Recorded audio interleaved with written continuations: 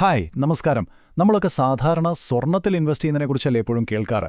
എന്നാൽ അതിൽ നിന്നൊക്കെ വ്യത്യസ്തമായി ഡയമണ്ട് ആഭരണങ്ങൾ വിൽക്കുന്ന ഒരു കമ്പനി സ്റ്റോക്ക് മാർക്കറ്റിൽ വന്നാൽ എങ്ങനെയിരിക്കും? അതെ, ഇന്ന് നമ്മൾ നോക്കാൻ പോകുന്നത് അടുത്തിടെ ലിസ്റ്റ് ചെയ്ത PNGS റീവ എന്ന ജ്വല്ലറി സ്റ്റോക്കിനെക്കുറിച്ചാണ്. ഇതിലൊരു വലിയ അവസരം ഒളിഞ്ഞിരിപ്പുണ്ടോ? വാ, നമുക്കൊന്ന് കീറി മുറിച്ച് പരിശോധിക്കാം. അപ്പോൾ നേരെ കാര്യത്തിലേക്ക് കിടക്കാം അല്ലേ?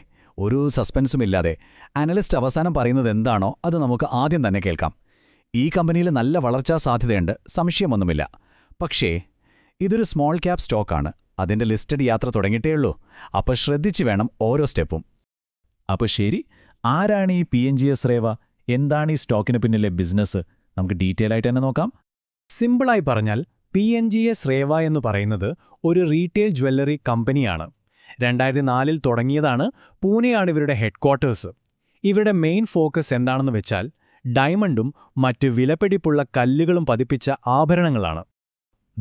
ഇവിടെയാണ് ശരിക്കുള്ള ട്വിസ്റ്റ്. നമ്മുടെ നാട്ടിലെ മിക്ക ജ്വല്ലറികളും കൂടുതലും ഗോൾഡിന്റെ പുറകെ പോകുമ്പോൾ PNGS റേവയുടെ കളി വേറെ ലെവലാ. അവർ ഫോക്കസ് ചെയ്യുന്നത് ഡയമണ്ട് ജ്വല്ലറിയിലാണ്. അതിന്റെ ഗുണമെന്താണെന്നറിയുമോ? സാധാരണയായി സ്വർണത്തേക്കാൾ ഉയർന്ന പ്രോഫിറ്റ് മാർജിൻ കിട്ടും. അതായത് കച്ചവടം നടന്നാൽ ലാഭം കൂടുതൽ. ഇവരുടെ ബിസിനസ് മോഡലുണ്ടല്ലോ, അത് കിടുവാണ്, വളരെ സ്മാർട്ടാണ്. ഒന്നാമത്തെ കാര്യം ഷോപ്പ് ഇൻ ഷോപ്പ് രീതിയാണ്. അതായത് ലക്ഷങ്ങളും കോടികളും മുടക്കി സ്വന്തമായൊരു ഷോറൂം തുടങ്ങുന്നതിന് പകരം ഓൾറെഡി പേരും പെരുമയുമുള്ള PN ഗാഡ്ഗിൽ സ്റ്റോറുകൾക്കുള്ളിൽ ഇവർ ചെറിയ സ്പേസ് എടുക്കും. ചെലവ് എത്ര കുറഞ്ഞെന്ന് നോക്കിക്കേ. രണ്ടാമതായി PN ഗാഡ്ഗിൽ & സൺസ് എന്ന വലിയ ബ്രാൻഡിന്റെ പേരുള്ളതുകൊണ്ട് ആ വിശ്വാസ്യത ഇവർക്കും കിട്ടുന്നു.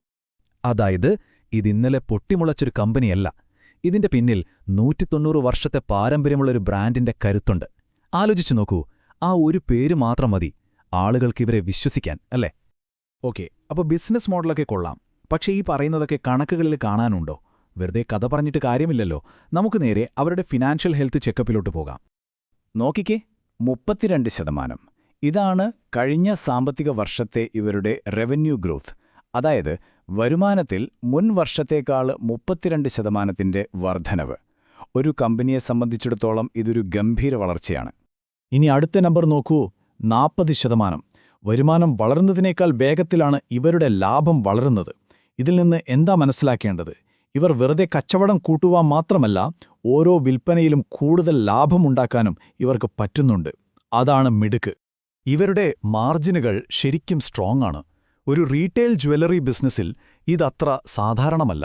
ഈ ചാർട്ട് നോക്കൂ, PAT മാർജിൻ, അതായത് നെറ്റ് പ്രോഫിറ്റ് മാർജിൻ ഏകദേശം 23%. ചുരുക്കി പറഞ്ഞാൽ 100 രൂപയുടെ കച്ചവടം നടത്തിയാൽ എല്ലാ ചിലവുകളും നികുതിയുമൊക്കെ കഴിഞ്ഞ് 23 രൂപയോളം കമ്പനിയുടെ കയ്യിൽ ലാഭമായി വരുന്നു. അത് ശരിക്കും ഒരു അടിപൊളി പെർഫോമൻസാണ്.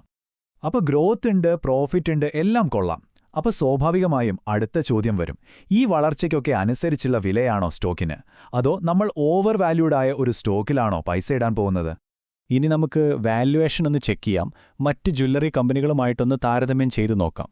ഇവിടെ നമ്മൾ നോക്കുന്നത് PE റേഷ്യോയാണ്. അതായത് കമ്പനി ഉണ്ടാക്കുന്ന ഓരോ രൂപ ലാഭത്തിനും നമ്മൾ എത്ര രൂപ കൊടുക്കാൻ തയ്യാറാണ് എന്നതിൻ്റെ കണക്ക്. PNGS റേവയുടെ PE ഏകദേശം 11-12 റേഞ്ചിലാണ്. ത്രിഭുവൻദാസ് ഭീംജിയെ പോലുള്ള കമ്പനികളേക്കാൾ കൂടുതലാണ്. പക്ഷേ തങ്കമയിൽ ജ്വല്ലറി അപേക്ഷിച്ച് വളരെ കുറവും. അപ്പോൾ ഇത് ഏകദേശം ഒരു നടുക്ക് നിൽക്കുന്നു.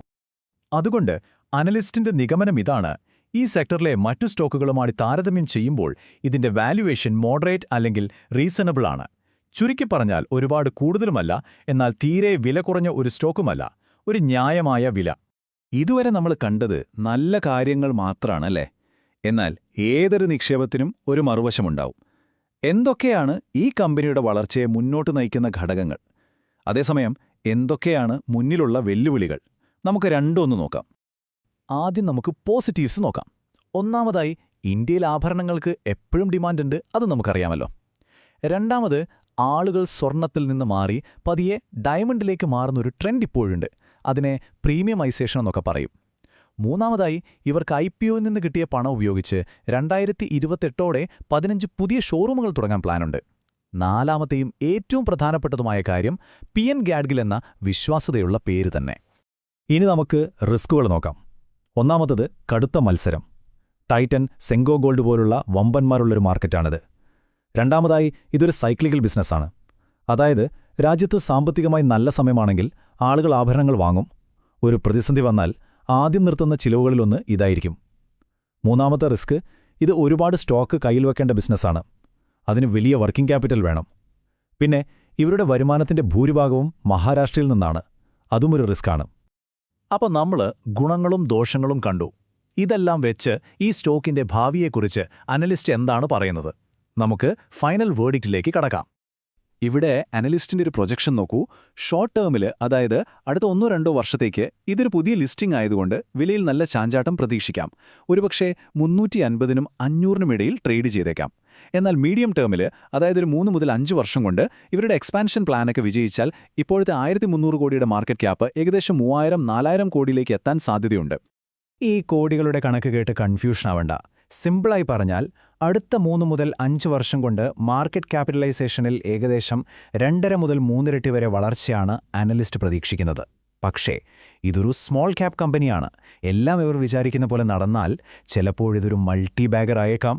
ഒരു പക്ഷേ 10 ഇരട്ടി വളർച്ച വരെ നേടാവുന്ന ഒരു സ്റ്റോക്കായത് മാറിയേക്കാം. അത്രയ്ക്കും പൊട്ടൻഷ്യലുണ്ട്. അതുകൊണ്ട് ഏറ്റവും പ്രധാനപ്പെട്ട പോയിന്റ് ഇതാണ്. ഈ സ്റ്റോക്കിന്റെ കഥ കേൾക്കുമ്പോൾ ഒരു വശത്ത് വലിയ വളർച്ചാ സാധ്യതകൾ കാണാം. എന്നാൽ മറുവശത്ത് ഈ പ്ലാനുകളൊക്കെ നടപ്പിലാക്കുന്നതിലുള്ള വലിയ റിസ്ക്കുമുണ്ട്. അപ്പോൾ ഇത് പൊട്ടൻഷ്യലും റിസ്ക്കും തമ്മിലുള്ള ഒരു കളിയാണ്. അപ്പോൾ നമ്മുടെ മുന്നിലുള്ള ഏറ്റവും വലിയ ചോദ്യം ഇതാണ്. ഫണ്ടമെന്റൽസ് ഒക്കെ ശക്തമാണ്, പക്ഷെ മത്സരം അതികഠിനവുമാണ്. ഈ സാഹചര്യത്തിൽ PNG ശ്രേവയുടെ ഈ എക്സ്പാൻഷൻ പ്ലാൻ മാത്രം മതിയോ അവർക്ക് ഈ സാധ്യതകളെ ലാഭമാക്കി മാറ്റാൻ?